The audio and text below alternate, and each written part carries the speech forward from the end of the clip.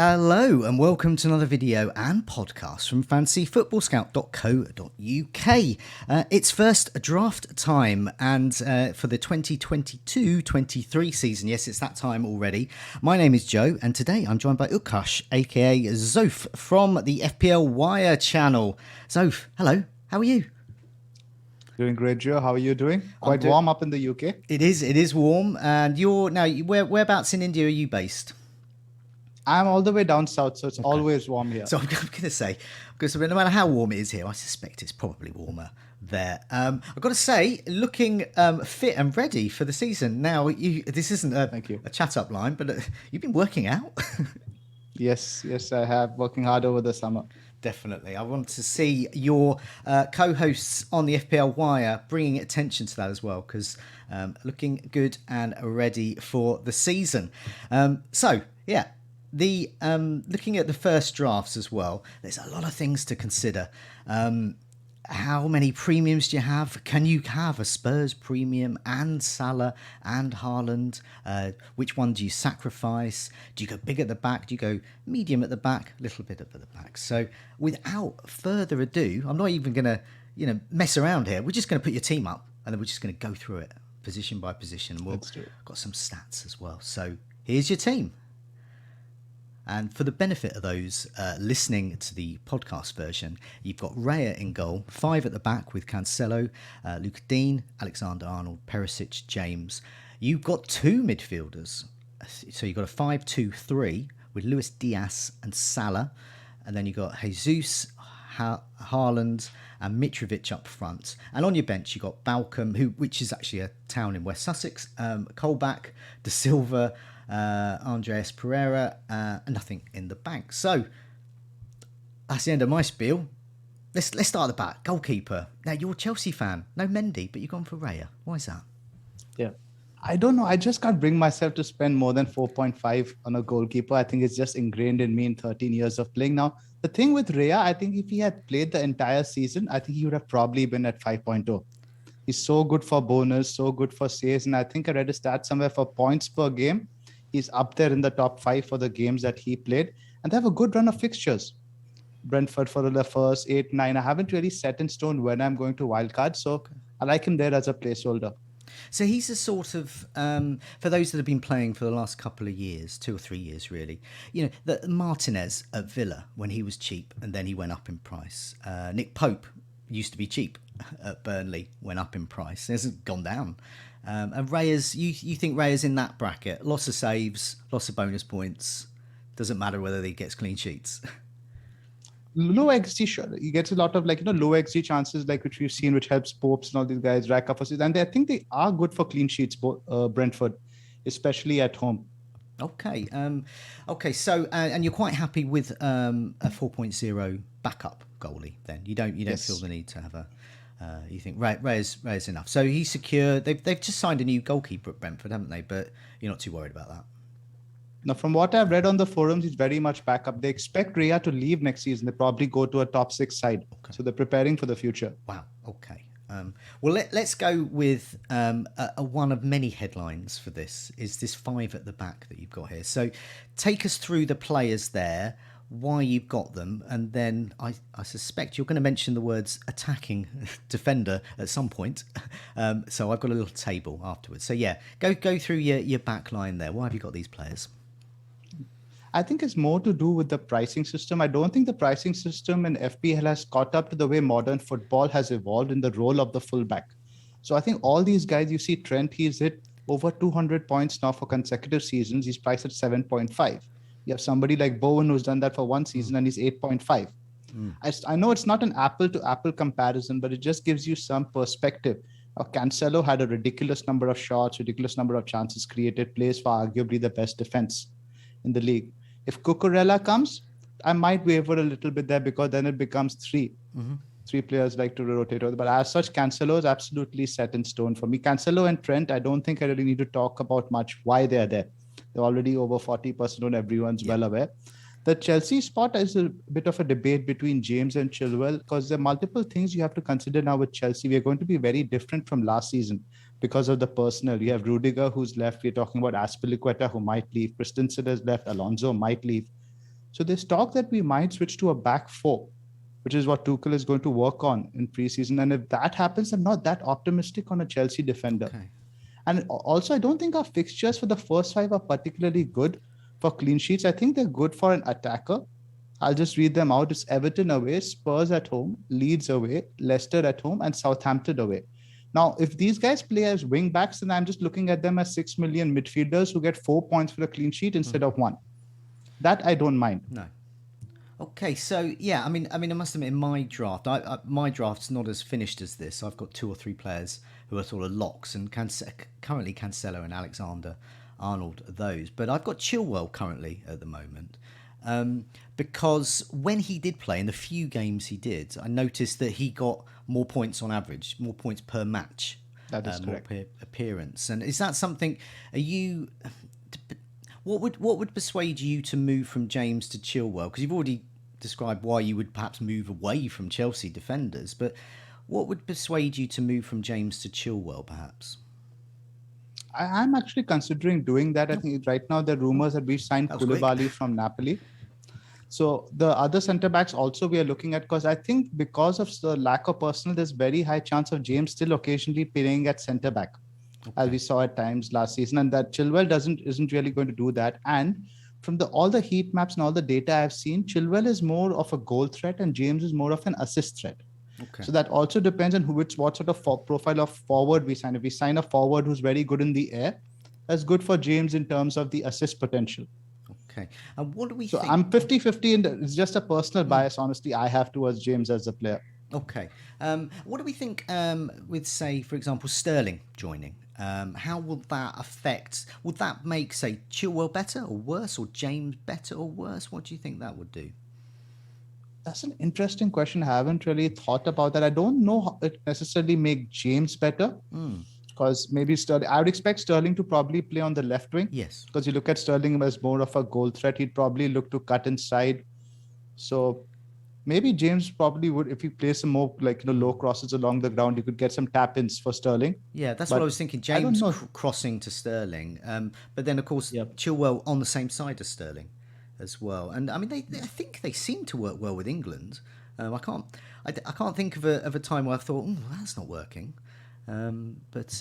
Yeah, I think that's interesting. Lots of options though. Would you consider both, perhaps further down the line?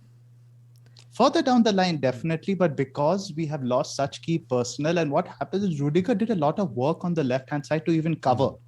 He wasn't just like a centre-back, he did a lot of coverage. We saw Robertson struggled when Van Dijk was injured, because Van Dijk covers him and he bombs forward a lot. So I want to see. And just naturally as a fan, I'm just generally always more pessimistic about my team than optimistic. Okay. So there's a bias there, fair warning.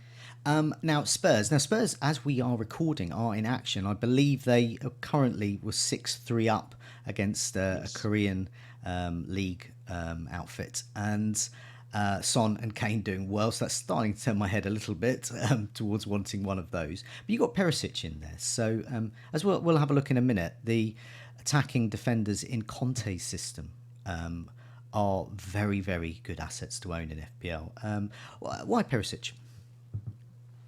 Just a bit of a shiny new toy, feeling like that. But then in terms of the pedigree of the player, there's like about 8 goals, 7 assists or something last season. And I think the left wing back role was a bit of a problem for Spurs last season. I think Reguilon has already been put in the shop window.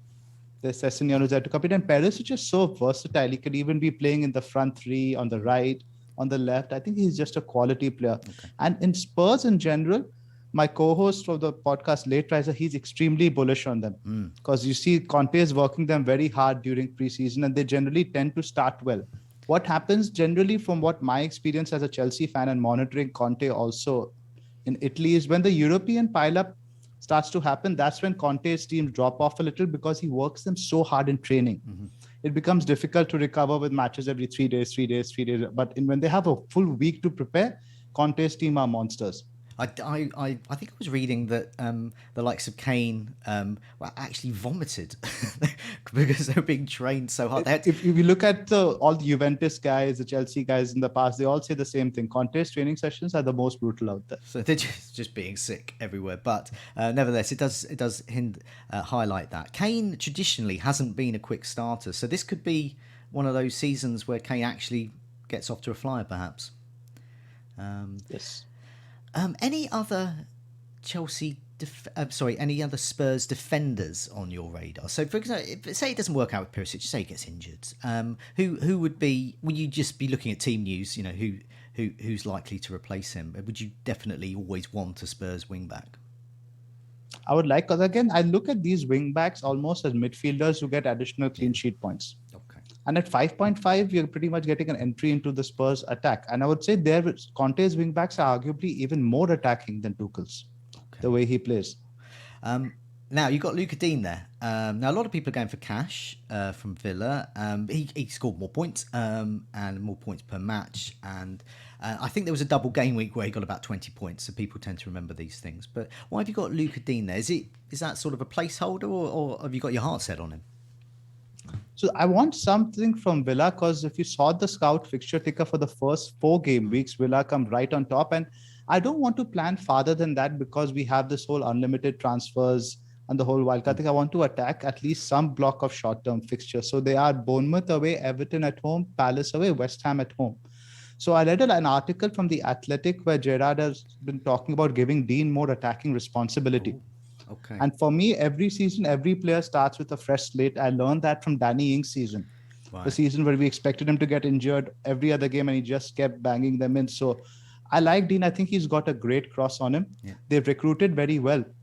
They've got Kamara, who's just broken into the France team. They've got a new centre back. So Gerrard's fullbacks are almost like wing backs. So this is it's a good differential as well in the team because while Cash will be in a number of teams, you know, he obviously won't be in all of them. But yeah, people might be overlooking Villa. But let's have a look at. I've got a table here of attacking defenders, which is from last season. So as you said, everyone's got a clean slate. But looking at that. We have got Alexander-Arnold at top. So I've sorted this by minutes per expected goal involvement. So for Alexander-Arnold, it says it's got 179.4, but that essentially means he's expected to get an attacking return pretty much every other game. And so some games he might get 2, but every other game. So you're gonna do well out of your 7.5 for him. Then you've got Doherty at Tottenham. Just over expected goal involvement over 223 minutes there. Then your man James, then Cancelo at City, Reguilon at Tottenham, Alonso at Chelsea, Chilwell at Chelsea, Robertson at Liverpool, and Sessegnon at Tottenham. So that's the theme there, isn't it? Spurs, Chelsea, City, Liverpool, attacking defenders, get them in because you're going to get returns from them every other game, every 3 games. You're going to get some kind of attacking return. But yeah, you probably well versed with these figures already. This is why you've made your decisions. But have you got any other sort of further thoughts about attacking defenders? Any other names in the frame for you? Robertson is a consideration, obviously, over Diaz, but I want to have that 8 million spot in midfield because, you know, I'm all about the price points from our Meet the Manager video. So I think there's a lot of value in that 8 million bracket for hop on, hop off in terms of form and all that stuff. So I sort of want to have that spot there. Okay.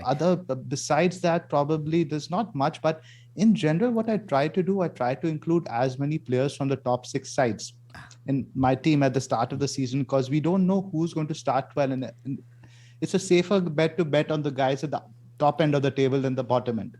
That's something I've heard you say before on FPL Wire, and it's something that's always stuck to me. It's one of those nice phrases where I think one of your co-hosts has said something, and you've said, just get good players from good teams. That sounds so obvious, but we all forget that. And let's go back to your team so we can see good players and good teams in action. So you've got those in defence.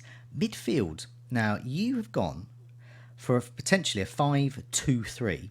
and we'll come to those three up top. But why only two midfielders? You're not keen on midfielders. The thing is, the way the pricing has been done by FPL, I found it a bit strange that there's so much value and so much quality at 8 million and above, but below, there's not really much. Now, Rafinha is off to Barcelona from what we hear. Yeah. We talk about there's only like Harvey, Barnes, and all that stuff. There's obviously players who might emerge. We're looking at the likes of Rashford, Sancho. They played well yesterday, but it can't reach too much into that. We'll have a look more into see. But in general, I like the value in that bracket of 6 to 7.5 on forwards.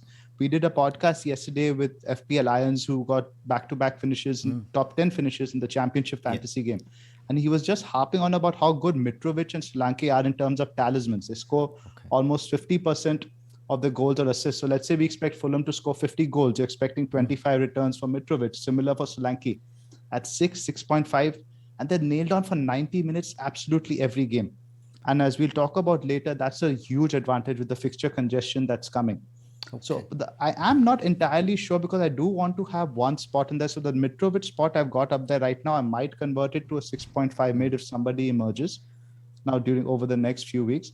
But that's again more of a structure thing. So I can hop off to the new Benrahma. There's always one guy who starts the season on fire. So I want to find this season's Benrahma. So for example, in the sort of emerging templates, a lot of people have got, say, three midfielders. So you've got Salah in yours, and you're potentially captaining him against Fulham in game week 1. You've got Luis Diaz as your 8 million, and we'll come to that 8 million slot in a sec. But instead, you've up front you've got Mitrovic. A lot of other people have gone for, say, Gomeres, or they might have gone for, they may be being wooed by Marcus Rashford even, but they're going for that sort of player. Maybe they're going down a little bit. Maybe they've got Neto in there at 5.5 from Wolves. So you are quite keen on this, on a forward rather than a midfielder currently at the moment, but you've got an open mind about it. Is that right? Absolutely. If you look at my entire squad, probably that's the one I'm the least set on rather. Mm-hmm. Okay, so he could be, but by the time we see your game week 1 squad, that could be like a Gomeres type, an attacking midfielder. Gomeres could be Neto, Rashford. Yeah. Okay. I'm open to all ideas. Like I said, everybody gets a clean slate for the new season, so I'm going to monitor. And people say don't read too much to preseason. I like reading into it in terms of the minutes at least players are getting. Now I know you like looking at the price points and getting. I do as well. For these things, and sometimes you notice various things. I think 2 or 3 seasons ago there were loads of good 7 million midfielders, and there were a few teams that really stocked up on them. They had 3 or 4 of them, and I don't think they all did that well, and suddenly people were sort of scrambling around trying to move money around. It seems to be 8 million midfielders at the moment. I've only got one. You've only got one in Luis Diaz. But you've got the likes of Maddison, you've got the Man City midfielders. You can either go down a bit for Grealish, but the 8 million is a good price tag. And you've got Diaz, and then you've got Kulusevski at Spurs as well. It seems to be a lot of good players. Have you noticed that as well? 8 million, that looks like a golden price. And I don't know if it's a bit lazy pricing or maybe the algorithms do it. I would have liked to see some variety, 7.5, 8, 8.5. To just have about 8 midfielders there at 8 million, it just felt like a bit strange to me. Okay. So Luis Diaz, he is your 8 million. So it's more like you want an 8 million midfielder. But why is Luis Diaz the one you're favouring sort of currently?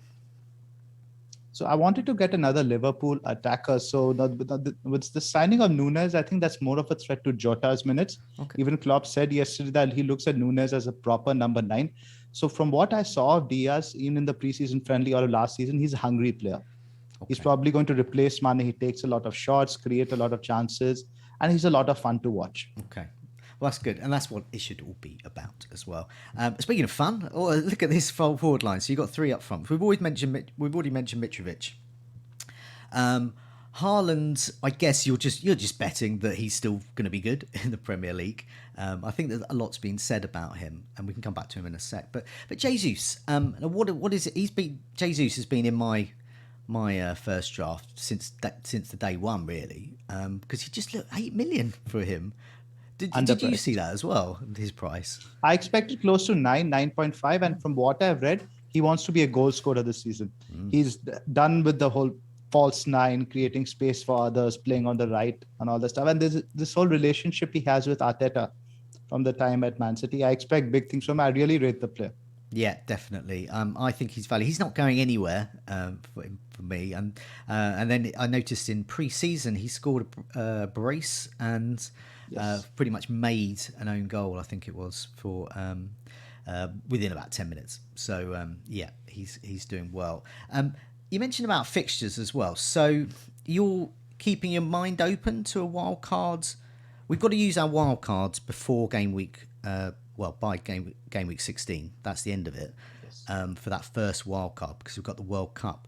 So do you have a particular time in mind? I'll put some fixtures up in a sec, but yeah, do you have a particular time you might do it?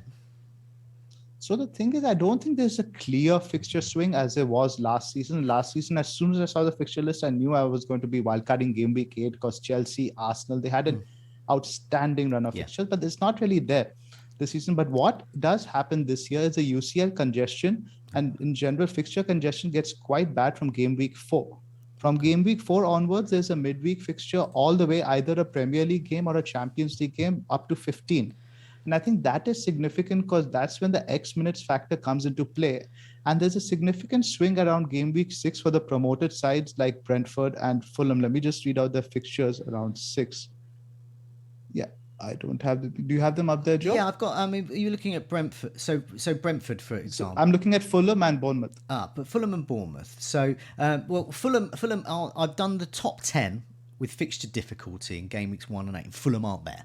So that says everything you need to know within that sort of frame of game week 8. But as you said, they do improve. So if we're looking at Fulham, for example, so I've got game weeks 1 to 8 on the screen, and they show that Arsenal, Brighton, City, Brentford, Leeds, Liverpool, Chelsea, Forest, Tottenham and Villa. They are the top 10 in terms of fixture difficulty if you want to look at that block. Game weeks 9 to 16, well, then it all changes around. That gets really good. So your man Solanke at Bournemouth, Bournemouth have the best fixtures. And then you've got Leicester, Aston Villa, Everton, Chelsea, Palace, then Fulham, West Ham, Wolves and Newcastle. So that's my long-winded way of saying Fulham have really good fixtures. Game week 9, definitely. They've got Newcastle. Yes, game week 9, so you're spot on. And even Leicester. So the advantage of Bournemouth and Leicester, and even if you look at Villa, they have Leeds, Forest, Chelsea, Fulham, Brentford's a good run. These teams have no worries about X minutes. European games are not going to be a consideration for these guys. And I'm very bullish on Leicester this year. Yeah. Brendan Rodgers, like Conte, he's very good when he has an entire week to prepare. And they have such a good squad in terms of players, in terms of when they have good wing backs, you have creative players. Yeah. So I think they're going to do much better than last year. And they always scored goals. Even last year, scoring goals wasn't a problem.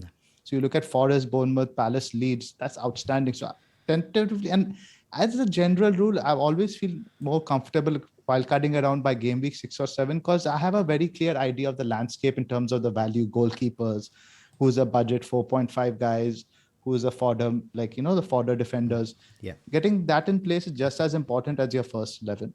I look at this and I think I'm sort of planning a game week wildcard between these two fixture blocks because, as you said, sometimes it's those cheaper players that you're never going to get rid of, and that's sometimes what a wildcard's good for. And you've got this great fixture swing going on with Bournemouth, Fulham, and these types of teams, which could offer great value. But you were talking about the congestion really. So from game week 4, that's gonna kick off again. So I'll look at game weeks 1 to 8 again.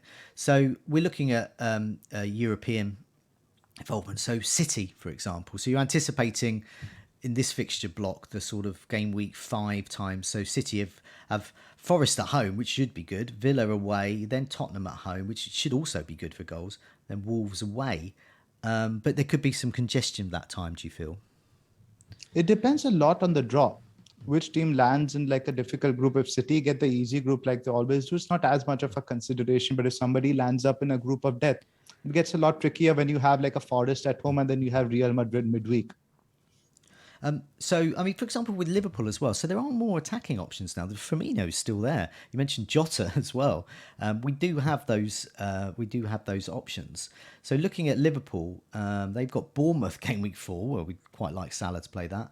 Newcastle at home, Everton away, Wolves at home, and then Chelsea away. So it's quite a nice run of fixtures. And having more difficult fixtures is actually beneficial in terms of X minutes because you expect to play a stronger team, right? If you're facing, let's say, a weaker team and a home game, you're more likely to rotate there and play a stronger team in the Champions League. But having the derby, having Chelsea away, means there's less likelihood, in fact, of rotation.